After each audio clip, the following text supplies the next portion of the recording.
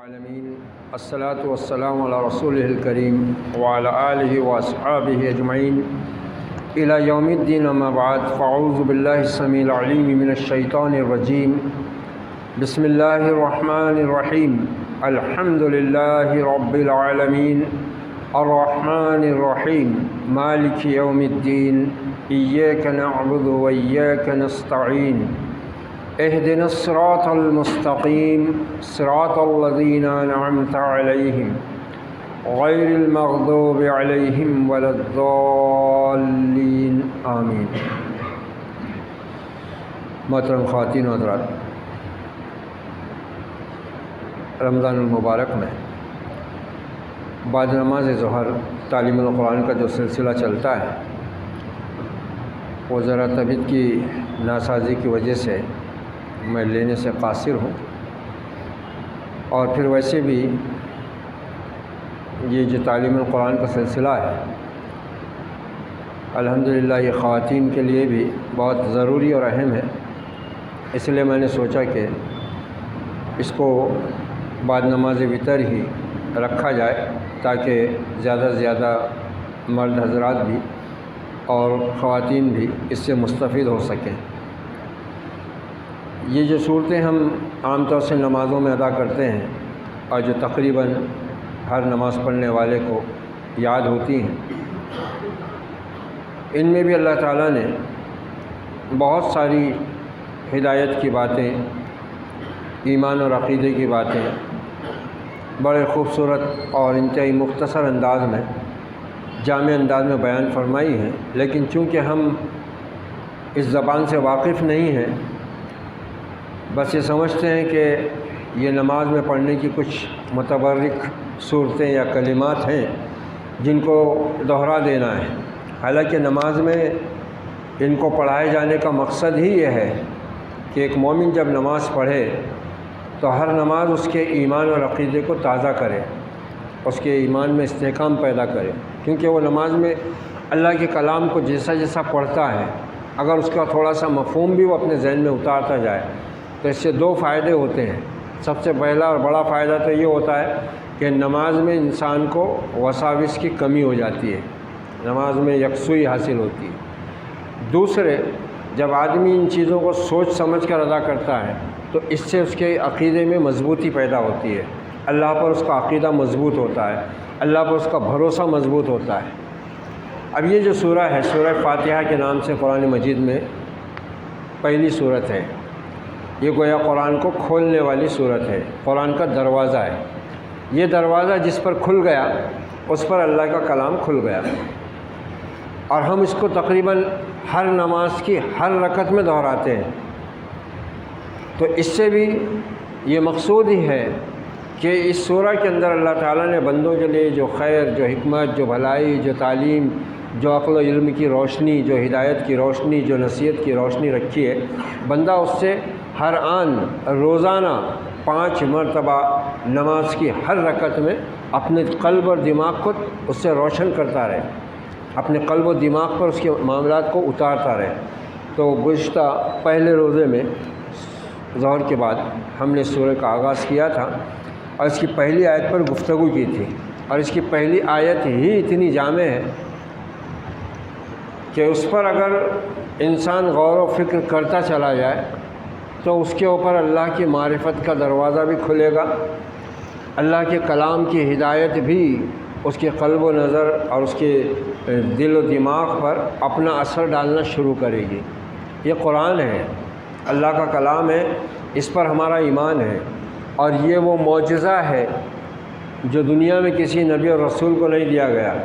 معجزے جو بھی دیے گئے نبی اور رسولوں کو وہ ان کے ساتھ اس دنیا سے رخصت ہو گئے، مگر محمد الرسول اللہ صلی اللہ علیہ وسلم کو قرآن مجید کی صورت میں جو معجزہ دیا گیا یہ قیامت تک کے لیے نہیں ہے، یہ قیامت واقع ہونے کے بعد جب عرش کا مالک عرش کے ساتھ تشریف لائے گا اس وقت بھی یہ کلام موجود ہوگا، کیونکہ نبی صلی اللہ علیہ وسلم نے فرمایا ہے کہ یہ قرآن اپنے پڑھنے والے کی شفاعت کرے گا کل قیامت کے دن۔ تو یہ وہ معجز نما کلام ہے، اس دنیا ہی میں نہیں ہے، اس دنیا سے لے کر اس عالم آخرت تک بھی اس کا وجود ہے۔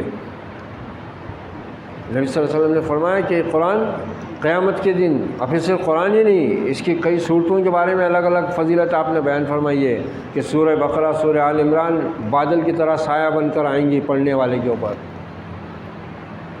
کہیں اس کتاب کے بارے میں پوری طرح بیان کیا گیا کہ یہ قرآن اپنے پڑھنے والوں کی سفارش کرے گا، اپنے رب کی عدالت میں حاضر ہوگا، یہ کلام کرے گا، کل یہ اللہ کا کلام کرے گا۔ آج یہ ہم پڑھ رہے ہیں صرف، لیکن کل یہ خود بولے گا کہ اے رب، تیرے اس بندے کو میں نے رات کی نیند سے روکا تھا اور یہ مجھ کو پڑھتا تھا اور میرے احکام پر عمل کرتا تھا، تو اپنے اس بندے پر رحم کر، اس کے گناہوں کو معاف فرما۔ یہ وہ کتاب ہے۔ کتنے افسوس کی بات ہے کہ اس کتاب سے آج ہم کیسی غفلت کا شکار ہیں۔ ہم یہ سمجھتے بس ایک تبرک برکت کی کتاب ہے، کوئی مر گیا پڑھ کر بخش دو، نئی دکان نئے مکان کی برکت کے لیے تلاوت کرا لو، کوئی دینی اجتماع ہو رہا ہے اس میں تلاوت کرا لو حصول برکت کے لیے۔ اس سے زیادہ ہمارے سمجھ میں اس کی کوئی بات آئی ہی نہیں، جبکہ اس کی پہلی صورت اور پہلی صورت کی پہلی آیت ہی اتنی گہری ہے، اتنا معنی و مفہوم کا سمندر اپنے اندر لیے ہوئے۔ یہ 7 آیتیں چھوٹی چھوٹی پورے قرآن کا خلاصہ ہے، پورے 30 پاروں کا خلاصہ یہ 7 آیتوں میں بند ہے، اور پھر یہ دعا کی شکل میں ہے جو اللہ نے خود بندوں کو سکھائی بھی ہے کہ میرے بندو، میرے دربار میں حاضر ہو تو مجھ سے اس طرح مانگو۔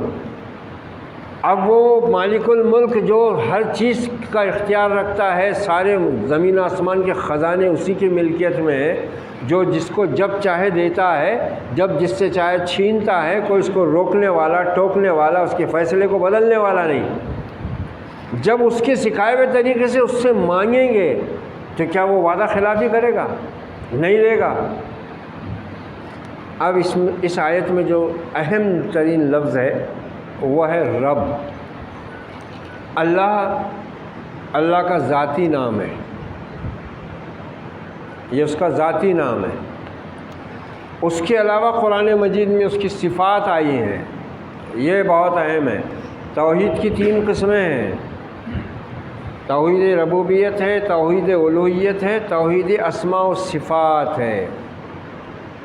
یعنی اللہ کے ایک ہونے پر یقین رکھنے کے ساتھ اس کے رب ہونے کو ماننا، توحید ربوبیت، اور پھر بندگی اور عبادت کے لائق صرف اسی کو سمجھنا، یہ توحید الوہیت، اور پھر وہ صفات جو اس کی اپنے لیے خاص ہیں اس میں کسی کو شریک نہ کرنا، نہ زمین والوں کو نہ آسمان والوں کو، یہ توحید اسماء و صفات ہے۔ ان اسماء و صفات کے حوالے سے وسیلے سے دعا مانگنے کی تاکید کی گئی ہے۔ ان اسماء و صفات کو زبانی یاد کر لینے والے کو جنت کی خوشخبری دی گئی ہے۔ ان اسماء و صفات کے حوالے سے ہی انبیاء اور رسول نے اور ان کے سچے متبعین نے ہمیشہ اللہ سے اپنی دعائیں مانگی ہیں، اپنی پریشانیاں بیان کی ہیں، اپنی مشکلات کا حل مانگا ہے، اپنی مصیبتوں کو دور ہونے کی التجا کی ہے، اور اس میں سب سے زیادہ استعمال ہوا ہے لفظ رب کا۔ الحمدللہ رب العالمین، سب شکر و تعریف اللہ کے لیے ہے۔ اللہ کون؟ اللہ کی پہچان ہو رہی ہے، اب اس کی معرفت بتائی جا رہی ہے، اس کا ادراک کیا جا رہا ہے کہ اللہ جو آسمانوں اور زمینوں کا رب ہے، سب شکر و تعریف کا اکیلا سزاوار اور مستحق ہے، وہ ہے کون؟ اس کی صفات کیا ہیں؟ اس کی عظمت کے اسباب کیا ہیں؟ اس کے اللہ ہونے کا سبب کیا ہے؟ سب سے پہلا سبب ہے رب۔ وہ رب ہے پالنے والا، پروردگار، پرورش کرنے والا۔ یہ احساس انسان کے دل میں اگر پیدا ہوتا ہے تو کیا ہوتا ہے ذرا دیکھو۔ اب ہم دیکھتے ہیں قرآن مجید میں سیدنا آدم علیہ السلام سے لے کر محمد الرسول اللہ صلی اللہ علیہ وسلم تک جن 25، 26 یا 27 انبیاء اور رسول کا ذکر قرآن نے کیا ہے، ان کی دعائیں بھی آئی ہیں۔ اور تقریباً 99% دعاؤں میں انبیاء اور رسول نے اسی صفت کا استعمال کیا ہے۔ پہلے آدم علیہ السلام کو لیتے ہیں، انسانوں کے جد امجد، بنی نوع انسان کے باوا، سارے انسانوں کے باپ، سارے مردوں اور عورتوں کے باپ، کلکم من آدم، تم سب کے سب آدم کی اولاد۔ وہ آدم علیہ السلام جن کو رب نے آسمانوں پر تخلیق کیا، مٹی سے پیدا کیا، اپنی روح پھونکی اور اپنی نورانی مخلوق کو، فرشتوں کو حکم دیا سجدہ کرو میرے بندے کے سامنے۔ فرشتے سب کے سب سجدے میں چلے گئے، فسجدوا، سب کے سب سجدے میں گر گئے الا ابلیس، مگر ان فرشتوں میں ایک جن تھا جو اتنا عبادت گزار تھا کہ اہل علم بیان کرتے ہیں کہ اس نے اللہ کی زمین پر کوئی جگہ نہیں چھوڑی تھی جہاں اس نے سجدہ نہیں کیا تھا، اتنا عبادت گزار جن تھا۔ وہ اڑنے کی صفت ہے، ان میں کہیں بھی پہنچ جاتے وہ پلک جھپکتے آسمانوں تک پہنچنے کی کوشش کرتے ہیں غیب کی خبریں لینے کے واسطے۔ تو شیاطین کو فرشتے، نگراں فرشتے جو ہیں برجوں پر بیٹھے ہوئے، وہ انگارے پھینک کر بھگاتے ہیں ان کو، رجوم الشیاطین۔ ایسی ان کو اللہ تعالیٰ نے طاقت دی بھی ہے۔ وہ اتنا عبادت گزار تھا کہ رب تعالیٰ نے خوش ہو کر اس کو جن ہونے آگ سے پیدا کیے جانے کے باوجود اپنی نورانی مخلوق فرشتوں میں شامل کر لیا، اور اس جماعت میں جس فرشتوں کی جس جماعت کو اللہ نے حکم دیا تھا سجدہ کرنے کا، اس میں شامل تھا وہ کھڑا رہ گیا، اکڑ گیا۔ اللہ نے فرمایا کس چیز نے روکا تجھ کو سجدہ کرنے سے؟ بول، دنیا میں تکبر کا پہلا مظاہرہ ہوا، کہا تو نے اس کو مٹی سے بنایا، میں آگ سے بنا ہوا ہوں، اور آگ مٹی سے افضل ہے، تو میں افضل ہو کر مفضول کے سامنے کیوں جھکوں؟ نہیں کرتا سجدہ۔ حالانکہ اس بیوقوف کو سمجھنا چاہیے تھا اگر یہ انسان مٹی سے بنا تھا اور یہ آگ سے بنا تھا، اور آگ مٹی سے اونچی چیز تھی، تو نور تو اس سے اونچی چیز تھی اور فرشتے اس سے پیدا کیے گئے تھے، وہ جب جھک گئے تو اس کو تو جھکنا لازمی تھا نا۔ مگر جب کسی کی شامت آتی ہے نا، جب کوئی اللہ کی لعنت میں گرفتار ہونے کا فیصلہ ہی کر لیتا ہے نا، تو اس سے ایسی حرکت سرزد ہوتی ہے۔ نہیں کیا، سجدہ اکڑ گیا، اور اس کی وجہ یہ بتایا۔ اللہ تعالیٰ نے کہا میرے سامنے تکبر کرتا ہے، نکل یہاں سے، تو مردود ہے۔ اور پھر نکالنے کے اوپر چیلنج دے دیا، ٹھیک ہے اس انسان کے ایسے مجھ کو نکالا ہے نا، تو اب مجھ کو بھی مہلت دے قیامت تک کی، میں اس کو اور اس کی اولاد کو بہکاؤں گا، ہدایت کے راستے پر بیٹھوں گا میں۔ معلوم ہے کہاں بیٹھا ہوا ہے شیطان انسان کو بہکانے؟ ہدایت کے راستے پہ بیٹھا ہوا ہے، شراب خانے میں، جوئے خانے میں، سنیما گھروں میں نہیں بیٹھا ہوا ہے، مسجدوں میں بیٹھا ہوا ہے، ہدایت کے راستے پر بیٹھا ہوا ہے۔ اسی لیے قرآن مجید کو پڑھنے سے پہلے حکم دیا گیا فَإِذَا قَرَأْتَ الْقُرْآنَ فَاسْتَعِذْ بِاللَّهِ مِنَ الشَّيْطَانِ الرَّجِيمِ، اور اس آیت کی بنیاد پر حکم دیتے ہیں علماء قراء حضرات کہ قرآن مجید کی چاہے ایک آیت پڑھنی ہو یا ایک سورت، تعوذ کا پڑھنا واجب ہے، تاکہ آدمی شیطان کے اس بہکاوے اور اس چیلنج سے، اس دعوے سے اللہ کی پناہ میں آ جائے، محفوظ ہو جائے۔ اعوذ باللہ من الشیطان الرجیم، پناہ مانگتا ہوں میں اللہ کی شیطان مردود سے۔ اب یہ سب ہو گیا، آدم کو پیدا کیا، حضرت آدم کی زندگی کو بارونق بنانے کے لیے پسلی سے بی بی حوا کو نکالا، دنیا کی سب سے حسین خوبصورت ترین عورت، کیونکہ وہ آسمان کی مخلوق ہے، کوئی عورت اتنی حسین نہ پیدا ہوئی نہ ہوگی۔ آدم السلام اٹھے، دیکھا کہ ایک انتہائی حسین وجود ان کے پاس میں موجود ہے۔ کہا تو کون؟ کہا رب نے تمہارے لیے پیدا کیا ہے، رب نے تمہارے لیے پیدا کیا ہے۔ دونوں رہنے لگے جنت۔ اللہ تعالیٰ نے کہا جہاں سے چاہو جو چاہو کھاؤ پیو، ولا تقربا هذه الشجرة فتكون من الظالمين۔ وہ جو درخت ہے نا اس کے قریب مت جانا تم دونوں، جیسی جاؤ گے نا تم ظالموں میں سے ہو جاؤ گے۔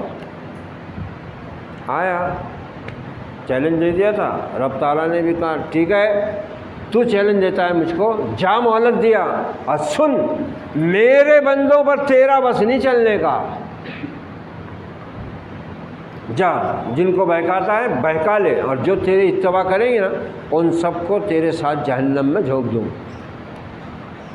بس معاملہ شروع ہو گیا وہیں سے۔ اب دشمنی حضرت نے نبھانا شروع کی اپنی۔ آدم و حوا کے پاس آئے، بولے اے آدم و حوا، تم کو ابھی جمعہ 8 دن ہوئے یہاں پہ، میں برسوں سے ہوں، یہ سب میرا دیکھا ہوا علاقہ ہے۔ وہ جو درخت کو پھل کھانے سے منع کرے نا اس کی وجہ معلوم ہے تم کو؟ میں تو یہاں برسوں سے ہوں، سب جانتا ہوں میں یہاں کا، سب معلوم ہے۔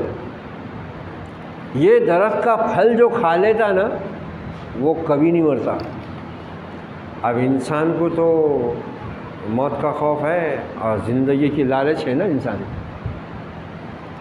جینا چاہتا ہے نا انسان زیادہ۔ جیسا نبی صلی اللہ علیہ وسلم نے فرمایا کہ آدمی بوڑھا ہوتے جاتا مگر اس کی 2 چیزیں جوان ہوتے جاتی، ایک زیادہ مال و دولت سمیٹنے کی حرص، اور دوسرے زیادہ جینے کی لمبی عمر گزارنے کی خواہش۔ حالانکہ وہ بوڑھا ہوتے جاتا ہے اور اس کو معلوم ہے کہ میں موت کے زیادہ قریب جا رہا ہوں، مگر اس کی 2 ہی خواہشیں جوان ہوتے جاتی۔ تو آدم بابا بولے ارے ایسی بات ہے کیا؟ ارے بولے اتنا ہی نہیں، یہ درخت کا پھل کھا لیے نا ایسی سلطنت ملتی، ایسی حکومت ہاتھ میں آتی کہ کبھی ختم ہی نہیں ہوتی۔ بس ہو گیا کام۔ قرآن نے پورا تفصیل سے بیان کیا اس کو اسی سورہ بقرہ میں، پہلی سورت۔ جیسی کھائے پھل دونوں نے، جنت کا لباس ہی اتر گیا دونوں کے اوپر سے، دونوں ننگے ہو گئے، باپ بھی ہمارے اور ہماری ماں بھی۔ اب انسانی فطرت میں اللہ نے حیا کا مادہ رکھا، جیسی کب جنت کا لباس اترا بڑے بڑے پتے لے کے توڑ کے اپنا سطر چھپانے لگ گئے۔ پھر اللہ نے کہا اب نکلو یہاں سے، تم کو منع کیا تھا اس کے بہکاوے میں مت آنا، یہ دشمن ہے تمہارا، اور تم نے میرے منع کرنے کے باوجود اتنی ساری نعمتیں بھری ہوئی تھی جنت کی جو تمہارے کھانے سے کبھی ختم نہ ہوتی تھی، پھر بھی تم کو لالچ دلا کے اس درخت کا ہی پھل کھلوایا جس سے روکا تھا۔ اب نکلو اور جاؤ زمین پر، اب تم آزمائش میں پڑ گئے، اب تمہارا امتحان ہوگا، میری طرف سے ہدایت آئے گی، جو اب وہاں پر بھی اگر میری ہدایت کی اتباع کرے تو ٹھیک ہے، میرے پاس آؤ گے تو پھر جنت ہے، اور اگر وہاں بھی اس کے بہکاوے میں آئے تو پھر جہنم میں جاؤ اس کے ساتھ۔ اب شیطان نے غلطی کی، اکڑ گیا، رانندہ درگاہ ہوا۔ آدم و حوا سے بھی غلطی ہو گئی، اللہ کی نافرمانی ہو گئی، ان کو بھی اللہ نے نیچے پھینک دیا۔ مگر کیا ہوا؟ اب دیکھو لفظ رب کا کمال، آدم و حوا اور دور دور پھینکے گئے، آدم السلام ایک طرف، حضرت حوا ایک طرف، دونوں جدا بھی ہو گئے اور رب کے غصے میں بھی گر گئے۔ اب روتے تھے دونوں، پچھتاتے تھے کہ یہ ہم سے کیسی بھول، یہ کیسی خطا ہم کر بیٹھے، یہ کیسا ظلم ہم کر بیٹھے۔ رب نے کہا تھا کہ اس درخت کے قریب مت جانا، جاؤ گے تو ظالموں میں سے ہو جاؤ گے، ہم ظالموں میں سے ہو گئے۔ اب دعا کیا ہے؟ قرآن نے کیا بیان کیا؟ آدم و حوا دعا کیا کر رہے ہیں؟ ربنا ظلمنا انفسنا وان لم تغفر لنا وترحمنا لنکونن من الخاسرین۔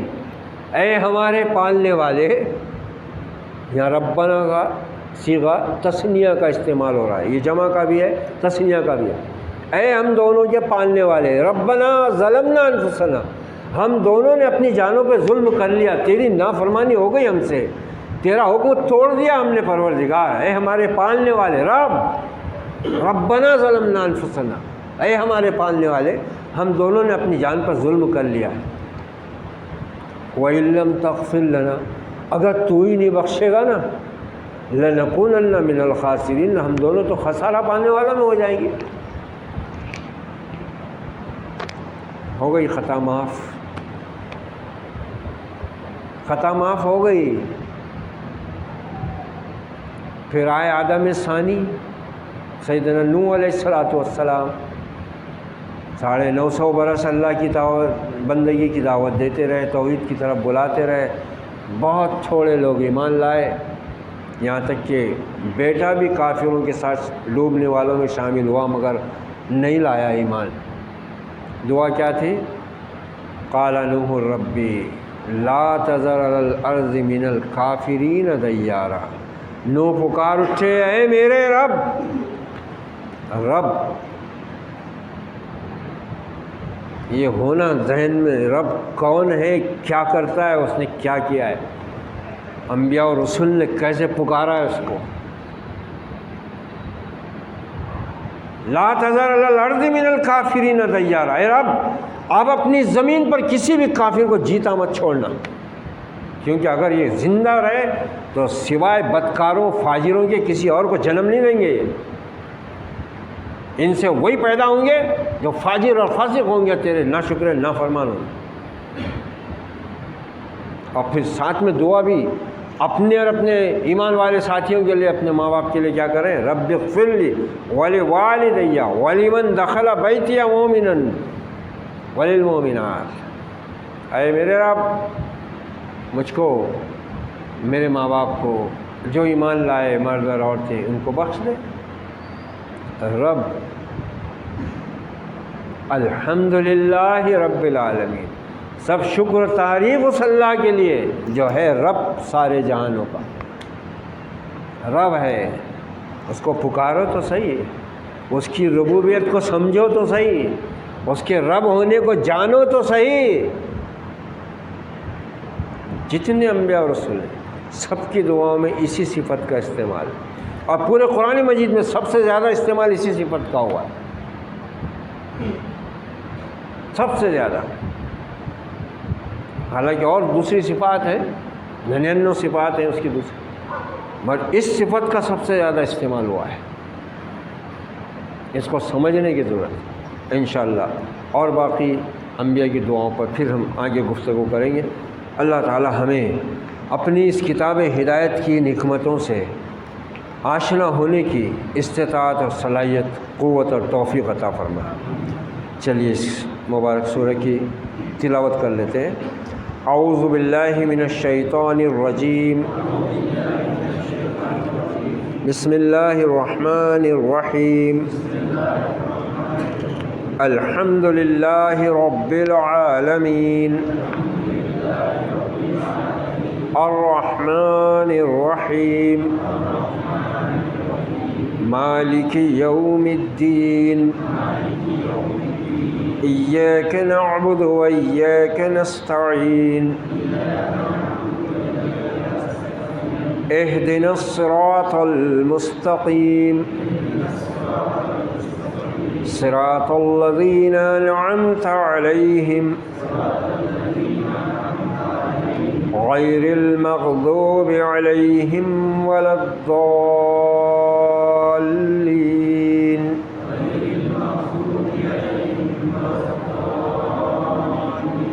آمین۔ شروع اللہ کے نام سے جو بڑا مہربان نہایت رحم والا ہے۔ سب شکر و تعریف اللہ کے لیے ہے جو سارے جہانوں کا پروردگار ہے، انتہائی رحم فرمانے والا، بے حد مہربان، یوم جزا کا مالک۔